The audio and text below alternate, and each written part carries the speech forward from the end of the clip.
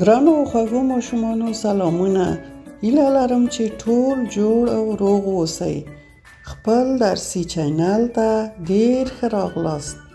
هیله لرم چې خپل درسونه د نورو ملګرو سره شریک کړئ، لایک یې هم کړئ او سبسکرایب هم مه هیروئ ترڅو ټول درسونه ولیدای شئ. د تاسې نوی درس به بیا هم پیل کړو په بسم الله الرحمن الرحیم، ځکه شکر موږ تاسو ټول مسلمانان یو. هر نیک کار او هر ښه کار په بسم الله الرحمن الرحیم پیل کوو. د تاسې نننی نوی درس کوم درس دی؟ 21م درس دی. 21م درس 21 په پښتو کې داسې لیکل کیږي، دا هم ښه زده کړئ 21. او په انګلیسي کې داسې لیکل کیږي 21. 21 هم زده کړئ. پښتو کې 21م حرف د عین حرف دی. عین عین عین وګورئ څه رقم لیکل کیږي. عین هم د نورو حرفونو په شان په کلماتو کې 3 غږه لري. کوم غږونه؟ ای او ای او. په ځینو کلماتو کې تلفظ کیږي، په ځینو کې ای تلفظ کیږي، په ځینو کې او تلفظ کیږي. راشئ چې ما کومه کلمه تاسو ته خوښه کړي. عین عینکې، عین عینکې تلفظ کیږي دلته عینکې. دا وګورئ څومره ښایسته عینکې دي. دا د ماشومانو عینکې دي، ډېرې ښایسته دي. عین عینکې، عین عینکې. او دا هم ډېرې ښایسته عینکې دي، چراغونه غوندې لري، غمي لري. عین عینکې،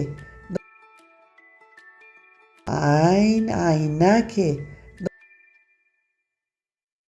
عین عینکې، عین عینکې، عین عینکې.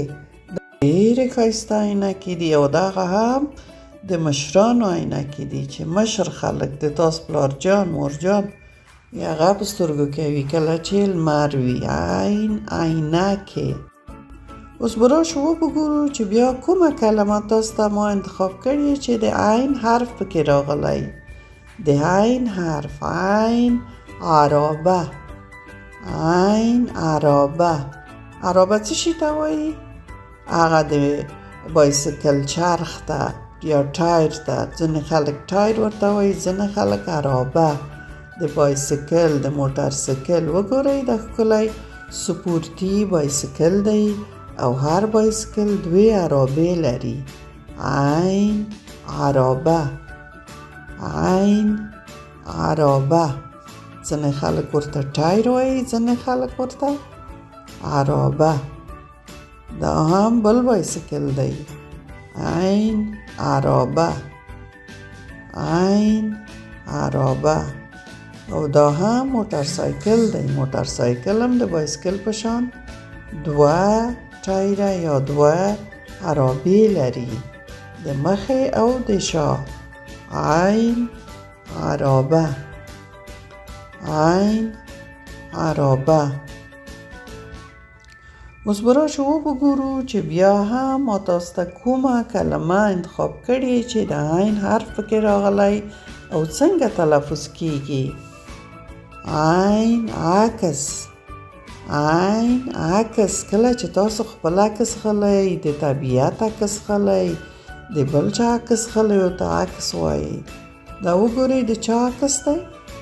دا د موږ د تاسو په تاریخ کې یو قهرمان، د هغه نوم وزیر محمد اکبر خان دی، د هغه عکس دی.